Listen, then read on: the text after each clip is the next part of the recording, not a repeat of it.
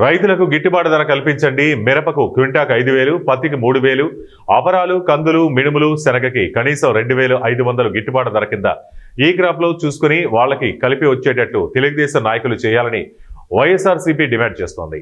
పల్నాడు జిల్లా మాజీ ఎమ్మెల్యే కాసు మహేష్ రెడ్డి మాట్లాడుతూ గత సంవత్సరం అన్నదాత సుఖీభవ 20,000, ఈ సంవత్సరం 20,000 కలుపుకొని 40,000 రూపాయలు తక్షణమే ఈ నెలలోనే రిలీజ్ చేయాలన్నారు. పంటలు వేసుకోవడానికి రైతును ఆదుకోవాలని అన్నారు. ఈ రోజున దాచేపల్లి నడికుడి మార్కెట్ యార్డ్లో కిసాన్ మేళా పెట్టారు తెలుగుదేశం నాయకులు. దానికి ముఖ్య అతిథులుగా 2 మంత్రులు, రవికుమార్ గారు మరొక మంత్రి, ఎంపీ కృష్ణదేవరాయలు గారు, ఎమ్మెల్యే ఎరపతినేని శ్రీనివాసరావు గారు, కలెక్టర్ అరుణ్ గారు వీళ్ళందరూ వస్తున్నారని తెలుసుకున్నాం.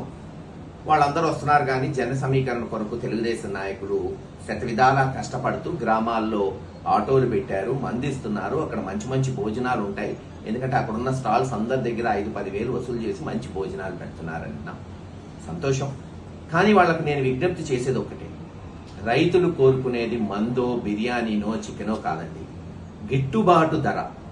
పోయిన సంవత్సరం మిర్చి కానీ, పత్తి కానీ, లేదు అపరాలు, కందులు, మినుములు,